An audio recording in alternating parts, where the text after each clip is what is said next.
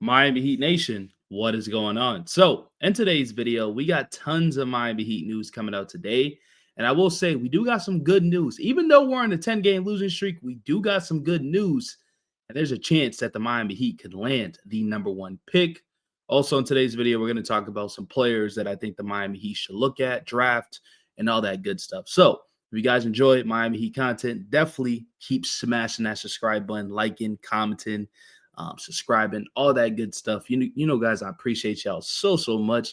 Also, today is day 81 out of 365 days that we've been uploading, and I couldn't do it without you guys. I just want to say I appreciate y'all, love y'all, and let's get back into today's video. So, this is for this is all we're always going to talk about this, of course, but it says good morning. After losing 10 straight, the Miami Heat still have a 26% chance of getting a top 4 pick. So this is more realistic than getting a #1 pick, but still getting a top 4 pick in this year's class is excellent. So as you see, we're right here, and it says 26% for getting a top 4 pick. Man, oh man, that would help this team out a lot.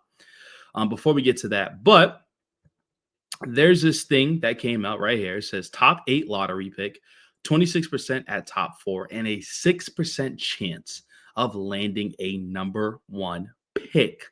6%. Now, it might not seem the highest, and I just noticed it said it right here too. So we have a 6%, but there was a time where we had like a 0% chance. Now we're just moving up the rankings.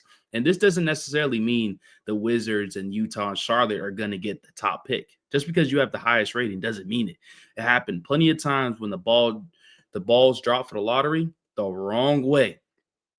You know what I mean? So we're in a good spot if we continue to keep losing. I'm sure we play Charlotte coming up, so let's hope they beat us. I'm sure we play Chicago coming up again, or we might be done with them.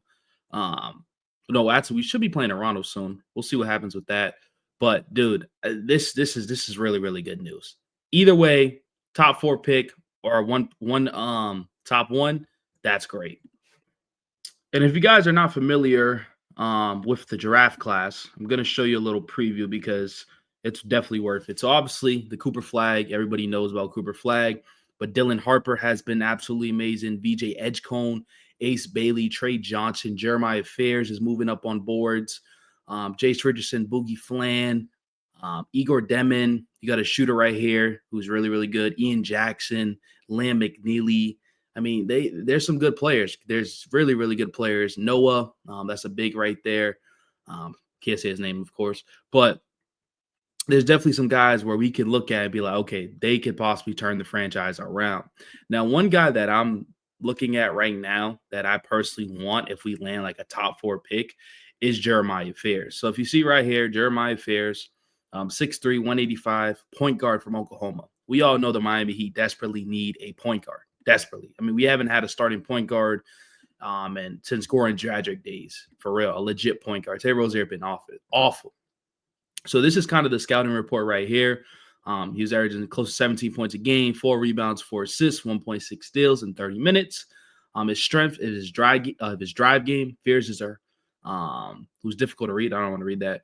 He'll go fast and slow. He decelerate into floaters. He'll toss up layups using either hand if he gets all the way to the rim. This makes him especially potent in the open floor and could benefit from NBA spacing to aid his scoring efficiency at the next level when operating in the pick and roll and isolations. Jumper upside. He's a fluid ball handler who's comfortable getting to a shot. The results just aren't there yet, and that's fine. I mean, I believe he's like 18 years old. He made only 18% of his dribble jumper threes, but there are some positive indicators. He shot 36% on catch and shoot, 44% on the mid-range jumpers, 50% on the floaters, and 84% for the three-point line. If improving his three-pointers, only a matter of expanding his range, and he might just need time to become a major threat. Pick and roll playmaking. If he improves his jumper and he cuts down on turnovers, he could become a filter creator using ball screens. He's so physical and drives, yet also so shifty with a creativity to him that he just needs some experience and seasoning. Clutch. This is at the end of the Oklahoma loss in the SEC tournament. Fairs made a pair of free throws, had a 3, got a steal, then assisted a teammate, and then got another steal and scored a tough bucket to take the lead. After clutch moments in a game winner against Michigan earlier in the season, the stretch again detailed how Fairs can come through in the highest pressured moment. So obviously there's some pros and there's some cons. and he's still fairly young, so he is going to develop and become a star in this league. And I truly feel like if he comes to Miami turns these guards and to always something, no matter what. So that's a good thing. And then they also kind of already put some comparisons out there. Jamal Murray, Jordan Poole, which are not bad comparisons at all. I really think Jamal Murray is very underrated. Summary dynamic guard with 3 level scoring potential, though his jumper and decision making need a polish to unlock his ceiling as a lead creator. So this is definitely one of the guards that I'm looking at for the Miami Heat, because 6% chance that we land a #1 pick is very unlikely, but I definitely think we can land in that top 4, top 8, and I think Jeremiah Fairs would definitely be there for the Miami Heat, and I definitely think he can help us out. So once again, let me know in the comment sections, what do you guys think about Jeremiah Fairs? Now going back to over here, um, and then also they have him projected right here. In his last 10, he's averaging close to 22 points a game, so he has definitely played better. Now, this one's interesting. So it says the Miami Heat this season. We're 10th in the Eastern Conference, 12th best defense, 23 in offense, 19 in net rating, right? 55% odds of being the 10th seed per playoff status, 6% odds of having the #1 pick per tankathon. He says, I think the discussion should be had about shutting down whoever they feel will be on the team next season, as well as those that would move for never star that ass scout.